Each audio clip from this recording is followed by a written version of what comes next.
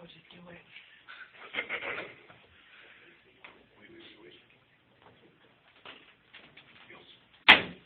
Call this regular scheduled meeting to order. Please call the roll. Mayor Quirrell. Here. Commissioner Warren. Here. Commissioner Mabry. Here. Commissioner Fabia. Here. Commissioner Newman.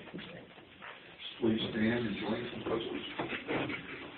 Pledge allegiance to the flag of the United States of America and to the republic for which it stands, one nation, under God, indivisible, with liberty and justice for all. Do we have any public comment? Okay, we'll go to Commissioner Fabia for the approval minutes. I would like to move the minutes from the regular council meeting on Monday, January 18th, be approved as written. Second. Motion has been seconded. Any corrections? Comments? Call roll. Commissioner Warren. Aye. Commissioner Mabry. Aye. Commissioner Fabia. Aye. Commissioner Newman. Mayor Quirrell. Aye. And now we'll go on to invoices. We'll start with Commissioner Fabia for Commissioner Newman. Thank you, Mayor. I have the bills for Public Affairs and Department of Account and Finances. Planning Department, $12,143.64. Administration, $19,361.03. Self-insurance, $169,155.27. Economic Development, $250. Tourism, $55. Tax Increment Financing, $656. Property Department, $3,762.53, for a total of $205,393.47. I have reviewed these bills. I believe them to be true and accurate, and I move they be paid. Okay. Motion's been seconded. Any comments or corrections? Call roll. Commissioner Warren. Aye. Commissioner Mabry. Aye. Commissioner Fabia. Aye. Commissioner Newman. Mayor Quirrell. Aye. I'll go with Commissioner Mabry. Thank you, Mayor Quirrell. This evening I have the bills and payrolls for the Department of Streets and Public Improvement as follows. In the Street Department, a total of $55,168.64. Wastewater collection, a total of $26,464.03. Wastewater treatment, $160. Wastewater administration, $263.60. The Cemetery Department, $6,284.78. And garbage expenditures of $19,366.76, for a grand total of $107,707.81. Mayor, I've examined the bills and payrolls, find them to be true and correct, and request payment be made. Second. Motion's been seconded. Any comments or corrections? Call roll. Commissioner Warren. Aye. Commissioner Mabry. Aye. Commissioner Fabia. Aye. Commissioner Newman. Mayor Quirrell. Aye. We'll go back to Commissioner Fabia. Thank you, Mayor. I have the bills for Public Health, Safety, and Civil Defense. The Police Department, $89,460.15. Fire Ambulance, $68,926.70, for a total of $158,386.85. I have reviewed these bills. I believe them to be true and accurate, and I move they be paid. Second. Motion's been seconded. Comments or corrections? Call roll. Commissioner Warren. Aye. Commissioner Mabry. Aye. Commissioner Fabia. Aye. Commissioner Newman. Mayor Quirrell. Aye. And I'll go to Commissioner Warren. Thank you. Tonight I've got the bills and payroll for Department of Public Property and Utilities. Electric Department total $1,000. Electric generation of $49,514.36. Electric distribution of $53,731.55. Electric administration of $30,863.86. Water treatment of $28,881.48. Water distribution of $15,061.06. Water administration of $2,461.44, for a grand total of $181,513.75. Your Honor, examine these bills, find them to be true and correct, and move that we issue warrants to pay them. I'll second that. Motion's been seconded. Any comments or corrections? Call roll. Commissioner Warren. Aye. Commissioner Mabry. Aye. Commissioner Fabia. Aye. Commissioner Newman. Mayor Quirrell. Aye. Thank you, Commissioners. Now we'll go to a regular business, and we'll go to Commissioner Fabia. I have ordinance number 0-16-001 on ordinance amending the Princeton zoning code. This is the first reading. I would like to make a motion. We approve this and move it to a second reading. Second. Motion's been seconded. Any comments? I do have a couple comments I could. First, I want to thank the council for letting me have a couple weeks to look this over. I had some concerned residents express some questions to me. I had a chance to meet with Brian Gift to discuss these things. There's a few things.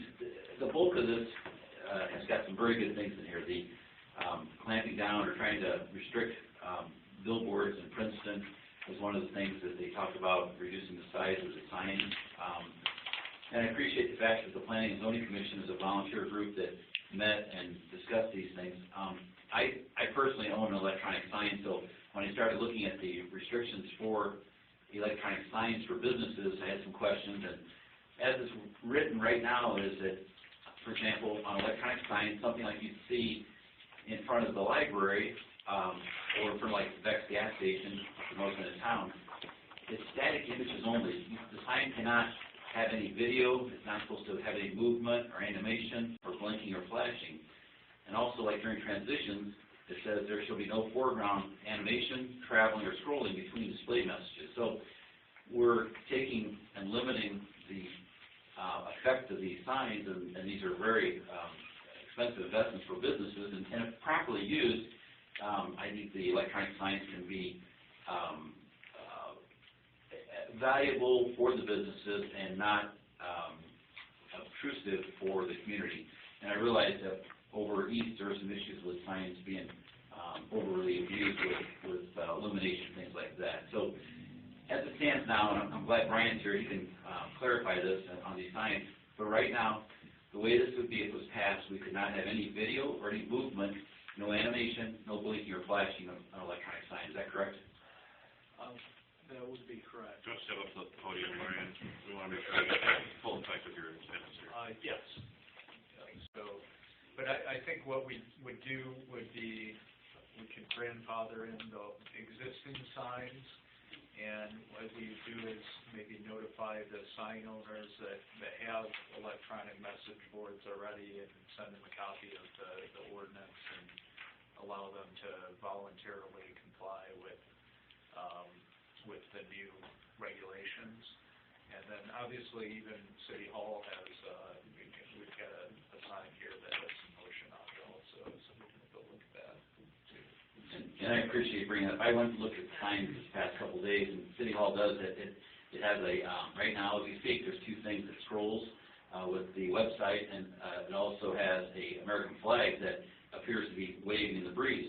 And so, and then if you go out to the library tonight, when we dismiss here tonight, if you get a chance to go to the library, again, consider the library underneath the umbrella of the city in many ways. It's got advertising for tonight's Monday night movie, and it's got little snowflakes coming down, and then it's got an advertisement on there promoting a Valentine's event coming up, and it's got little hearts that are moving back and forth. And so I guess here's where I'm at on this. If we as a city are encouraging this, but yet our own signs are not already adapted to this, I mean, I guess I have a problem with that. So right now, we're in violation tonight, even though it would be grandfathered in. Out just 100 feet away at City Hall, we've got an active sign with animation moving, the American flag waving in the breeze. That would be correct. What's in there is pretty much a boilerplate of a lot of different sign ordinances throughout. I actually got American Planning Association handout on crafting sign ordinances for electronic message boards, and one of the items is that it should limit scrolling and flashing because the message boards themselves are distracting to drivers when they have a static message or a transition that's smooth. It's the flashing and the animation that actually have that hold people's attention longer. So that becomes a safety issue. So I mean, if that's something, if the rest of it's okay, and I mean, maybe we could look at reviewing that further and go from there. Have we had complaints or concerns from the people in you know, throughout Princeton on these signs that, We haven't had any complaints, no, on the message board signs, so. But the thing is, we probably want to be proactive about it, you know, at least limiting some of these message board signs before they get out of hand. You know, a lot of people, you know, I've seen some, for instance, over east where, you know, they put up a sign for their business and then it ends up advertising other things, and it's a, you know, large electronic message board sign, so that's not something I think we want to, you know, have happening all over town.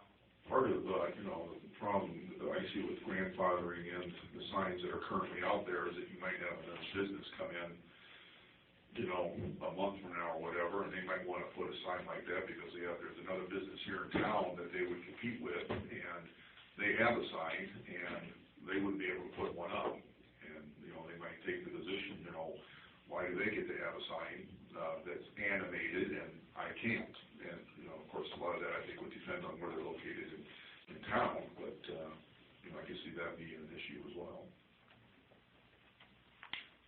You know, Brian, I sat in on most of these meetings when this zoning and planning thing was revised several years ago. I know there was a lot of discussion on signs, and animated signs, and that, but apparently we did at that time allow the signs that we currently have. They met the zoning rules and regulations. I guess I'm wondering what's changed other than we're trying to get out ahead of something that may or may not be a problem. Well, the only thing we had in there before was that the electronic message displays could be 25% of the sign area, and basically you were allowed up to the maximum of a freestanding or wall sign, and if you had 25% of it, electronic message board, you were okay. So we allow, I'd have to look at my ordinance, but say we allow a maximum of 300 square foot freestanding sign, you could have 25% of that be electronic message board in the B2 and B4 districts. So, yeah, I mean, that's a pretty large area of town, so you've had some pretty large electronic message boards before. So there really wasn't any more detail in the language. There wasn't anything about having them be dimmable at night, so there's nothing restricting any of the brightness on them or distance from residential zoning districts. So there was just basically some additional language added for that. I think if I remember correctly, which I probably don't, when the high school applied for it and when the junior high applied for their signs, that dimmable quality was a big part of that discussion. That was one of the requirements that we allowed them to do that because it would dim to a certain illumination at night. Well, I believe those probably went through the special use process, so they would have, because they're in residential zoning districts, so they would have had to go through the special use and have some additional regulations at that time. So, so this is kind of to, you know, try to regulate the entirety of all electronic message boards. There's certainly some very valid things in there. So I'm not here to beat this whole 15 pages. I'd like to shift for just a second, and it says under flags, for example, this was brought to my attention. Again, I had some residents look at this, and they said, now under flags it says, no flag may be larger than 5'8", except flags mounted on buildings shall not exceed 2 feet by 4 feet. Well, if we're talking an American flag that typically is on a pole that gets attached to the side of a porch of a home, the most popular size flag, American flag sold is a 3x5. A 2x4, I don't even know if you can buy a 2x4 flag. So are we talking American flags like that? We're talking advertising banners, and it did have a section in there, if you look, it's just amending it to basically limit the size attached to buildings. So, you know, basically it's so, you know, if you want like a banner, it was basically the standard banner, like in our district, we had nothing, you know, I guess those really weren't permitted before technically, but, you know, I guess they were just allowed, so. So it's kind of allowing that type of a message, that would be on a banner attached to a building. I understand, so not like an American flag attached to like a porch of a house. Yeah, that wouldn't be considered a sign. Oh, it was under flags, okay. Okay, well, I think this still needs a little bit of work myself, but I will be voting no on this, even though there's some good content to this, this evening, just because I have some concerns over, We could send it back to the plan, commission if you want additional recommendations on the electronic signs. I think there is some value in regards to safety on some of these regulations, so maybe they can take a look at it again and make another recommendation. and they might want to discuss it with some sign owners, like the library, for example, that I think is a pretty neutral, I mean, the library is about as neutral as you get out there, but I think they spent some pretty good money for a sign that has animated qualities that they utilize, so. You have a recommendation now, though, don't you? We do, we have a second on the motion. If you wanted to table it, that motion's allowable at any time, so you can have a motion to table it. I'd like to make a motion that we table this, and get some further discussion. Second. Motion's been seconded. Any further comment? Call roll. Commissioner Warren. Aye. Commissioner Mabry. Aye. Commissioner Fabia. Aye. Commissioner Newman, Mayor Querem. Aye. Thank you, Commissioner Fabia. And now we will go through the city manager report. Okay, thank you. I have the sales tax report for January 2016. Our total sales tax receipts were $193,942.49. This is just a decrease of a little less than $1,000 over January 2015. So total from May to January, we're down about almost $73,000 compared to the prior year, the same month. Then I also have the hotel tax report, which our receipts for that for December 2015 were $8,621, and we're up about $10,000 when compared to the prior year, the same period. All I have. Any further comment? Under mayor comments, I don't have any tonight. So we'll go to old business. We have old business. Any new business? Public comment. One. Hi, I'm Geraldine Woodley, and I thank the city manager for giving me a report on my question from last time. I know it's winter, but is there something we can do with the roads, the paths around the recycling center? There are some chuck holes there that you could lose a tire. Yeah, we can look at filling those in, absolutely. We'll definitely get on that one. Yeah. Thank you. You're welcome, thank you. Any further public comment? Okay, so I will entertain a motion to adjourn. I would like to make a motion to adjourn to our next regular meeting. Due to the holiday, our next meeting will be Tuesday, February 16th at 7 p.m. And I'd like to make that motion. Second. Motion's been second. Call roll. Commissioner Warren. Aye. Commissioner Mabry. Aye. Commissioner Fabia. Aye.